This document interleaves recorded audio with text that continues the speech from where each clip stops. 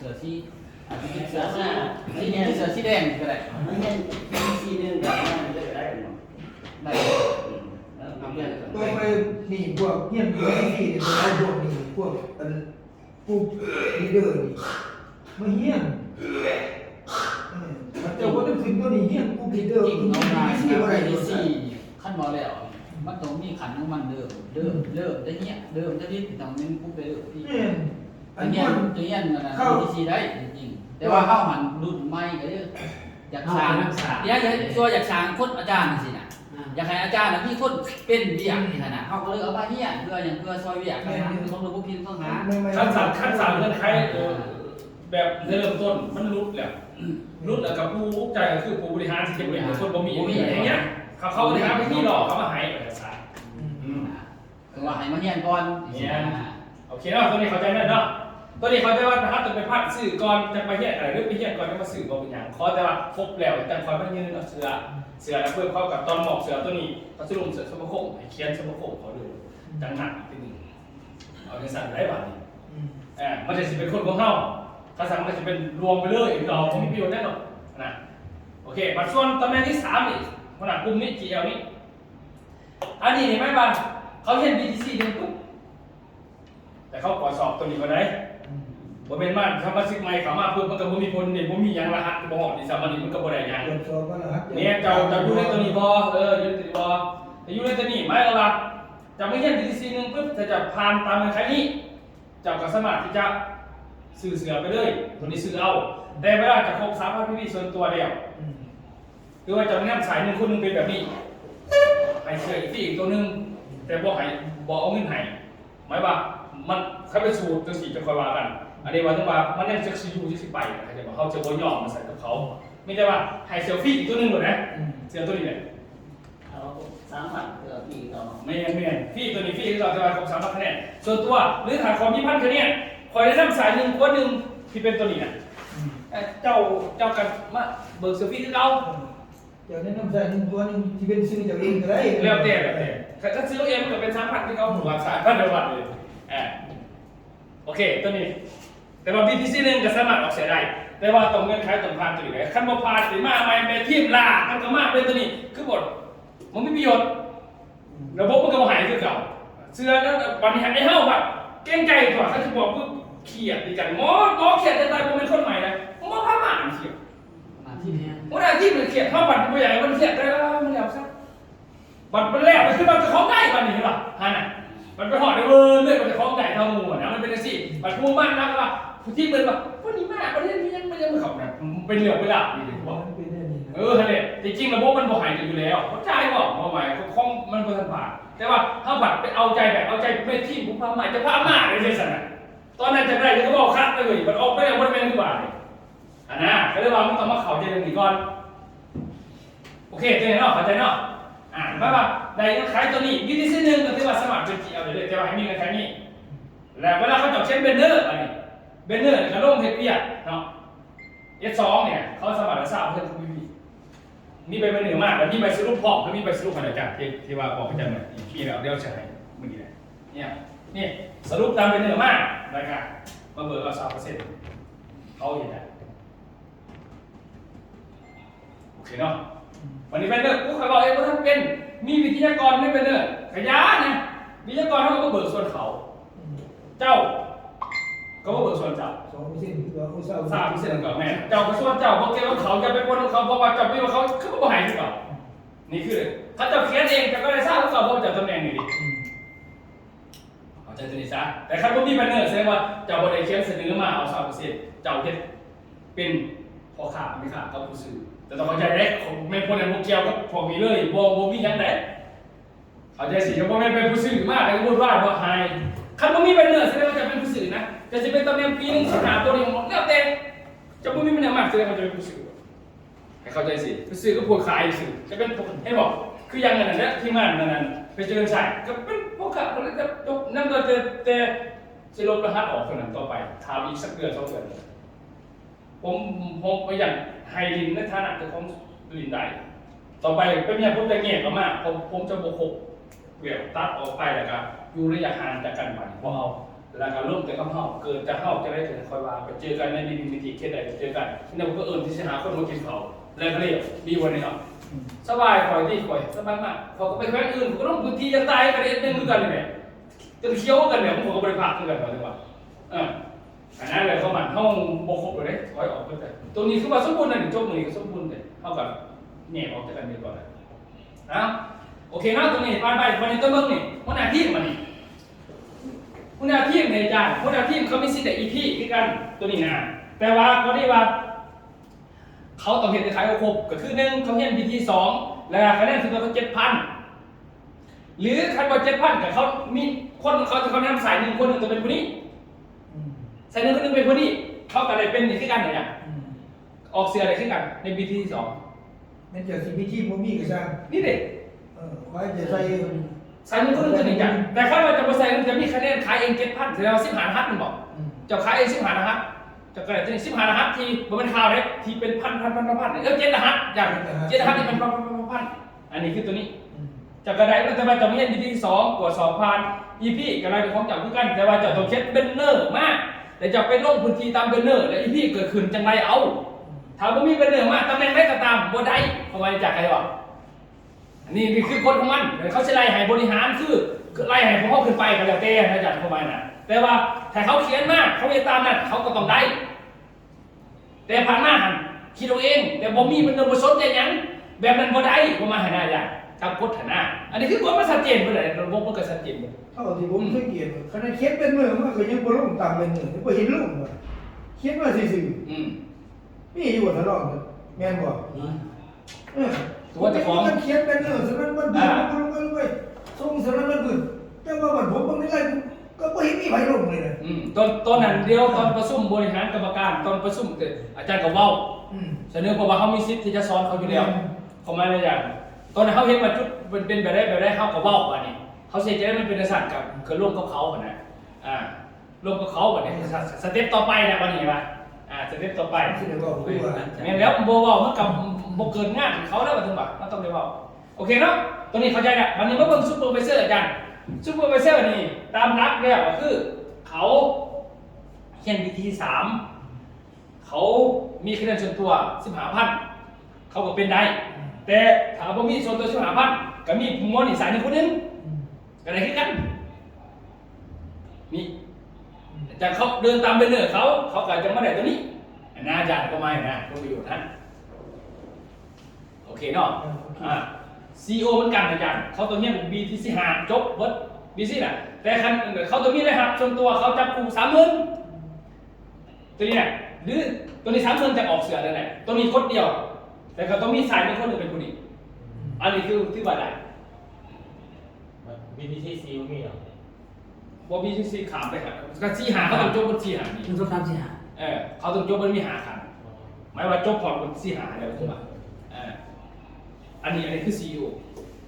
คือไงว่าสายหนึ่งข้อหนึ่งคือตามขันเลยไม่งั้นคือตามขันเลยขั้นสั้นจะกับขายเองเต็มคนจะคล้องอะไรแต่นะนี่คือกระบวนการโอเคเข้าใจงานดีโอเคแต่ละอันนี้คือมันว่าพี่หนึ่งสังหารจากปั่นตามคอร์สมันปั่นได้เลยส่วน STP หนึ่งสังหารจบปุ๊บมันก็เป็นกรรมการตัวนั้นเขาเข้าใจง่ายเพราะขั้นบนจบกับว่าเป็นกรรมการนี่ก็หายเป็นอันนั้นคือขันของมันโอเคเนาะวันนี้มาเบิ่งตอนสีเทาถึงตัวนั้นบอกถึงนิวสตาร์เขาจะมาเนี่ยตัวนิวสตาร์ที่ว่าคนนำดาวเด่นนี่แมนเขาคัดจากพี่นุสหาเขามากเพื่อเนี่ยเพื่อบางคนว่าอยากเขียนน้ำประทานอยากเขียนอยากร่มอย่างนี้เสียใช่ไหมเพราะว่าต้นนี้พวกนักการผมบอกให้อาจารย์จัดการกันดีเลยผมจะเอาแต่รักสูตรให้จะก็ไปบอกกันเองแบ่งกันเองก็แล้วแต่อันนั้นแล้วแต่บอกพิษบอกเธออาจารย์เขาแต่ว่าวัตถุประสงค์เขานี่ตัวนี้เขาจะให้มันเป็นแบบนี้อันนี้เป็นเขาเขียนตามนั่นแหละก็จบแล้วเขาอยากสอนมาเต็มที่อยู่อาจารย์แต่ว่าคนเนี่ยมันฟังมันเอาตามหูมันแสดงเขาต้องรีดขึ้นอารมณ์เลยเหตุผลอย่างเดียวครับพ่อแล้วชนเรื่องวันนี้เขาอยากเข็นประทานอยากร่มน้ำประทานนั่นจะก็บอกว่าขั้นเจ้าพานข่อยบ่ได้จะต้องมีเราหรอกเราบอกว่าหนึ่งเขียนกันตายเอาสันโลดนี่นะบุคลิกมันจะเหมาะสมเอาคนเหมาะสมมาก่อนอาจารย์วันนี้เนาะวันนี้มาเบิ่งกันวันนี้มาเบิ่งการคัดมันเป็นสตาร์จ้ะเนาะสตาร์นี่คือมันจะมีเป็นการคัดสตาร์คือหนึ่งนิวสตาร์นี่สตาร์นี่ผู้ได้ซื้อยอดร่วมรอบเดียวได้15 ต้นก็ถือว่าเขาสมัครมาเป็นนิวสตาร์ อันนี้คือได้ซื้อเนี่ยด้วยเซนนี่เลยฐานร่วมกันแล้วจังว่าประธานชื่อมาหนอกนึงนี่นิวสตาร์ตัวนี้ไม่ว่า15 ต้นได้มาเลยเท่านั้นนะกดบ่มีอย่างอื่นแต่รอบตัวนี้ตัวสกอร์30เป็นยังเอาบอกกันติดท็อปมาอยู่จะขาดเอาแต่ว่าจนเฉพาะบริหารเรานี่เขากับเขาอยู่แล้วบริหารเราจะได้กับเขามองอยู่ดิ คือจะซื้อปุ๊บ15 ตัวจะได้เป็นรถที่ แม่ดึงมาหลอดอาจารย์ดึงมาหลอดโทษแล้วแม่เขาต้องเป็นอีกก่อนเป็นบอก แสดงว่าผู้เสริมมาอยู่ติดตลอดเลย ก็คือเราเลิกก็ได้ด้วยก็ได้อีเวนต์ไหนเนี่ยมีแต่ทรงวิบปุ๊บจะแจกซื้อมาหลดจะไปลงมาหลดเอาทีไปบอกต่อตัวนี้มาหลดแกงนี่สตาร์มาหลดนี่มีแต่มาถามเสือเสือกับเพื่อนบอสมัครเอาเสือไปหมอบจะต้องมาหาเป็นบริษัทนี่คือกฎของบริษัทเห็นบอกทั้งหมดเขาบริเฮ็ดเพื่อจะแจกสิ่งอะไรเขาเฮ็ดเพื่อดึงโคตรแต่จะไม่ดูซื่อไงให้เขาเห็นบรรยากาศตาเขามีหูเขามีสัมผัสหกเขามีบทเขาต้องสำนึกแตกจากจุดนั้นมีให้ตลอดอาจารย์สิหาปุ๊บเป็นนิสตาทำงานนิสตาแต่ว่าเวลานิสตาได้มากพอซุ่มทีนึงแล้วกินทีนึงแล้วรอบหน้ามากกว่าจะต้องมี15 ตันเกินได้มากอีกไหนบ่แม่นว่าบ้านเดียวย่ำได้ก็โอนกินด้วยบ่เป็นสันได้เลยประมาณอันนี้เครียดแต่ละขอแต่ว่าใครจะมาสตาร์ที่แยกออกมาด้วยกันเด้อพี่นึงต้องหาแม่อาจารย์พากันปั่นแต่ว่าปั่นไปแล้วอาจารย์ผู้ใดมีผลงานนิวสตาร์ดึงออกมาแบบนึงแต่ว่าได้ว่าเขาอย่างปกติแต่ว่าประธานเสนอเขาอีกทีนึงโหในเงินขายนี่เพื่อมาจะเอาบอสมายังมาเพื่อแต่ว่าบริหารเรายุ่งเขาอยู่แล้วแต่มันขัดออกผู้ใดใส่ผู้ใดบ่ใส่มันที่ขัดออกจากผู้ใดบ่มีผลงานก็ต้องขัดออกไปคนเก่าที่เขาเป็นแบบเขาก็สามารถที่จะไปเฮ็ดนิวสตาร์ที่นั่นเพราะว่าเขามีผลงานรอบเดือนตัวนี้รอบนี้15 ต้นเขาก็ได้นิวสตาร์ได้หมายว่าเขามีสิทธิ์มาในรอบที่เขาอื่นนะในสถานะโอเคแล้วเห็นเนาะเข้าใจแล้วเนาะวันนี้เข้ามาตัวนี้สตาร์นิวสตาร์ดาวดวงใหม่สตาร์มันดาวเก่าคือปืนด้วยเสือสตาร์ดาวเก่าเนี่ยว่าเป็นวิญญาณดาวเก่าตัวนี้ไหมคือว่ามีได้จับครูมึงหาคนได้กระตามยกเว้นคนที่ไปอยู่ได้P1 2 หาเมนเจ้าเฉลี่ยเป็นแสนกับมึงมีผลเจ้าต้องถาคุณซินกับสตาร์โกสตาร์อย่างเดียวกันถาแผนเงินแผนพวกนี้เขาบอกให้ได้มันบวกเกี่ยวมันกับจับฉะนั้นตัวนี้ถาเป็นนักเขียนที่ว่าจะเป็นP1 2 หาอยู่เนี่ยเจ้ากับในมื้อหาเจ้าก็แจ้งโหลดเซลฟี่อยู่แล้วแต่ว่าเสือเนี่ยเขาจะบ่เหมาะตัวเดียวเขาจะเหมาะตรงมันมีงานสมควรนึงมีงาน OPPVP บอหรือมีงานแกรนบอหรือมีงานมันน้ำซับเพราะว่ามันต้องเป็นผ่าเขานะที่ว่าบริษัทบอกให้ไม่ว่าจะคบกับยาถามหอกตั้งหน้าเกียรติเจ้าหอมดีเดี๋ยวนะโอเคเนาะแต่สมมติว่ามีแต่ตรีแล้วเวลามีเรียนสตาร์ประชุมเนี่ยกินเนี่ยเอามาไหนเลยจ้ะเอามาไหนไม่ว่าเอามาไหนเมื่อหักพร้อมกันเอาดึงมาไหนพอเป็นอย่างคือมันอยู่ในกลุ่มเดียวกันเอากระหายชิดคือเอากินเหลี่ยมต้องกันได้โอเคเนาะแล้วตอนนี้ซุปเปอร์สตาร์เนี่ยคือบุคคลที่มีตารางงานประจำบริษัทของตัวเองแต่สั่งได้ป่ะจะยังขอเอาวันพุธนี่พุธขอก็ต้องวันพุธหรือขอต้องอยู่บริษัทแต่มีขนาดขอยังก่อยคือว่าเป็นออฟฟิศจับแล้วเป็นซุปเปอร์สตาร์ดีจังไหนดีมัวเวลามีเที่ยวมียังที่มันจะไปเที่ยวเจ้าก็ต้องซื้อตัวบริษัทจะไปฟรีทุกครั้งตอนนี้ตัววิเคราะห์ได้วิเคราะห์มาแล้วตัวนี้มันประธานดูแลมันเลยผมก็บอสเฮ็ดโครงการมากส่วนตัวนี้พิเศษตัวนี้มันตำแหน่งซุปเปอร์วิปีขึ้นได้ตัวหนึ่งสมาคมแต่พอมาดึงใส่เดียวซื้อเพราะว่ามันแยกออกจากพี่นึกสหายเองตัวซุปนี้ไม่แยกออกจากพี่นึกสหายจากแยกออกจากบริหารยกออกอันนี้ปึ๊บผมมาอันนึงเพื่อตัวนี้มันประธานไทยเล่าดูเด็ก โครงการนั้น เป็นการอ่ะเบิ้งเลยครับใครถามมาเลยตัวนี้ ตัวสภาพคุ้มเนี่ยสิ เพราะครับทั้งหมดนี่คือเนี่ยประมาณ3อย่างแต่ตัวนี้เป็นส่วนของสตาร์ตัวนี้เป็นสมาคมแต่ว่าตัวนี้คือสตาร์ตามไปเลยตัวนี้15 ต้นในหลอกตัวนี้จะมีซิปแหละที่จะเกิดมากผมซุ่มมากินเบียร์กินเนื้อต่างๆตัวนี้ราคาก็ขึ้นได้หลอกทัดกับน้ำกันแต่ตัวนี้นี่ซุปเปอร์สตาร์เงื่อนไขของเขาก็คือเขาจะแบ่งเป็นเที่ยวฟรีทุกครั้งที่มีทีมเข้าไปใครไม่มีทีมมันไปได้เด้อถ้ามีแบบซุปเปอร์สตาร์20 คนซุปเปอร์สตาร์จะพวงนี่บ่ไปเลยคนบ้านคือเจ้าต้องไปซอยเขาดิเป็นไกด์เลยอาจารย์ซอยเขาดิคุ้มคนโมเมนต์ว่าไปซื่อๆสิไปมวนเขาก็เอาไปได้หมายถึงบ่ได้โอเคเนาะอันนี้คือซุปเปอร์สตาร์คุณยายกับพี่มดตัวนี้บอกมีอย่างเนาะมาเข้าใจตัวนี้เดี๋ยวจะอธิบายตัวนี้ได้ดิคือจะตีก็เอาตัวนี้ไปบอกว่าเหมือนลงเสร็จเลยพอได้งบที่หาต้นเขาเองเพราะเขาสั่งหาต้นมาคนเขากระไดของเขาแหละนี่คือเกี่ยวมันบอกเกี่ยวกับสิบหาต้นเห็นบอกเขากระไดของเขาขอมากอะไรเขากระได ขอเข้ามาผู้ใหญ่เขาผู้มีเราบ่ได้มาตัวกันในตัวเรามาแนะนำสตาร์ เพิ่นผู้อยากเข้าสมาคมก็คือตั้งแต่ ซุปเปอร์ VIP ขึ้นมาโหลดซุปเปอร์ขึ้นมาโหลดเนาะ แมนซุปเปอร์มีพันคะแนนอาจารย์แล้วก็มีเสือซุปเปอร์ก็ได้เลย ได้เลย เขามาโหลดกันนะใช่มาอาจารย์อยากนัดกันแล้วแต่อาจารย์อยากนัดตรวจสอบรหัสเขามาเฉพาะทีมของอาจารย์ล่องเอิญมากเนี่ยทั้งหมดเรามาเขาสมาคมเฉพาะทีมกับอาจารย์นี่แต่ว่าทุกคนนี่ถือว่าตัวนี้นะเพื่อมีกระบวนการตามเขามาคนเก่าต้องวางแผนเนี่ยเขาต้องคิดตัวนี้ขึ้นมาคือให้เขาเฮ็ดเลยนะแต่ส่วนตัวนี้แม่ประธานประธานมาในเพื่อตัวนี้เด้อคือผมมาในรถในส่วนตัวนี้มาในมันแต่ว่าไอ้อื่นๆเนี่ยเฮ็ดเองแบบนี้ก็หมายนะไอ้วงกลม1 2 3เขาเฮ็ดเองเนี่ยฮอตซี่พุ่นอาจารย์1 2 3แล้วก็1พี่เขาเฮ็ดเองเพิ่นล่ะตัวนี้เนี่ยคันเว้าถึงสังคมมันบอกถึงตัวนี้ดิไอ้วงกลม6บ่ได้คันเว้าถึงตัวนี้อาจารย์นี่3มันอยู่ในตัวนี้ดิมันอยู่หา6ตัวนี้เนี่ยอันนี้เป็นวงกลมหา6เข้าใจป่ะอันนี้ถ้ามีหาอาจารย์ตัวนี้ผมให้บอกมันเป็นวงกลมที่ผมทำไปสอบหากระบอกอันนี้มันเบียดผมไม่ได้ว่าเข้าขึ้นกันตลาดไหนเลยอันนี้มันเสียที่ไหนก็แล้วแต่ต้องเนี่ยไปเบิ่งตรวจสอบนะครับสมาชิกของอาจารย์ไปเบิ่งว่าไปประเด็นเขาแล้วเขามาเยี่ยมสมาคมมาออกปุ๊บนัดต่างหาก2 วัน1 คืนเอาวันปกติก็ได้แล้วแต่คนพอลงเรื่องนี้ในการให้เขาเลยก็ได้เขาต้องไปตรวจสอบนะครับผ่านพระประธานมีเสือไปตรวจสอบผ่านหมอกเซลฟี่รถอาจารย์เสือนี่นะเสือนั่นซุปเปอร์นะได้ให้บัดเขาแต่ว่าเดินตามเขาคอยจะกู้คนในเจ้าอยู่เลยแต่ว่าเขาต้องเอากระบวนการไปตามเนี่ยเบิ่งมานี่ตัวนี้เข้าใจดาวดินแต่ว่าขั้นเข้าใจเชื่อตามนี้เด้อตามเอกสารที่ใส่จะบอกคิดว่านี่เข้าใจเนาะนี่แหละระบบมันต้องเกิดแบบนี้เนาะชัดเจนอ่ะโอเคส่วนของสมาคมก็คือว่าปกติเดี๋ยวไปก็เป็นซุปเปอร์ขึ้นได้ครับปกติไปแล้วก็การจ่ายตามเงื่อนไขแบบนี้เดี๋ยวจังประตูเจ็ดเขาอีกรอบนึงตัวนี้นะตัวนี้เขาพอเข้าใจอยู่หรอกแต่ว่ามีเอกสารในอยู่ส่วนต่างๆเนาะโอเคบัดนี้มาเบิ่งแผนตัวนี้คือว่าแผนเงิน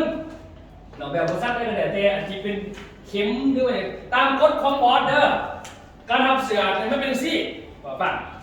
กฎของบอสเนี่ยแกจะชนะเข้มทับเสือสูตรเขาจะบริหารโลกเจ้าตัวไหน1 เดือนก่อน3 เดือนที่ต่อกัน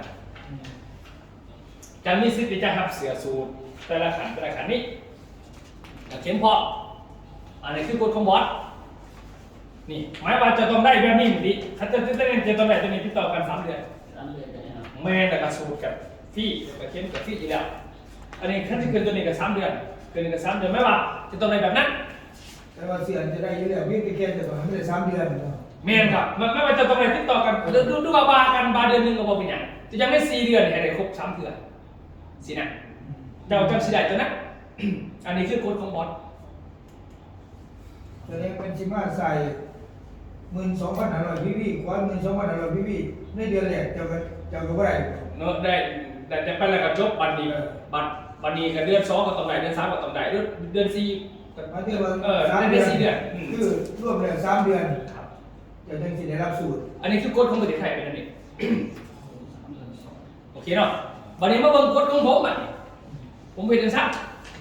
ก็ได้ว่าลาวเขาทางต่างกันตอนนี้ผมกำลังขอโลโก้นั้นคนนี้ผมส่งมาผมส่งตัวนี้ให้คนนั้นคอยได้โลโก้เสื้อเสือนี่ว่าตัวนี้ว่าเวลาเขาหักเสือนี่นะเสือแต่ละสีนี่ตัวเสื้อโลโก้หยังอันนี้วันที่29 30นี่คนใช้ผมโลโก้นี้แล้วผมเนี่ยเอาเสือนี่ผมสิไปตัดแต่ละตัวตัดไปยางละสุดให้คนมาเบิ่งบัดนี้กฎของผมนี่จะบ่คือประเทศไทยกฎผมยังไงคือ1เจ้าได้จับกู100,000จะแจ้งเขาตำรวจเขาตัดฟรีผมเอากฎแบบโมเสกกันผมไปเห็นแบบบอสอิสเดผมเอากฎแบบโมเสกอยู่เลยคือ100,000ปุ๊บ300,000แต่ว่าโมเสกหลักไปแล้ว300,000 500,000 700,000สินะเอาดูก่อนไอ้ก็ไป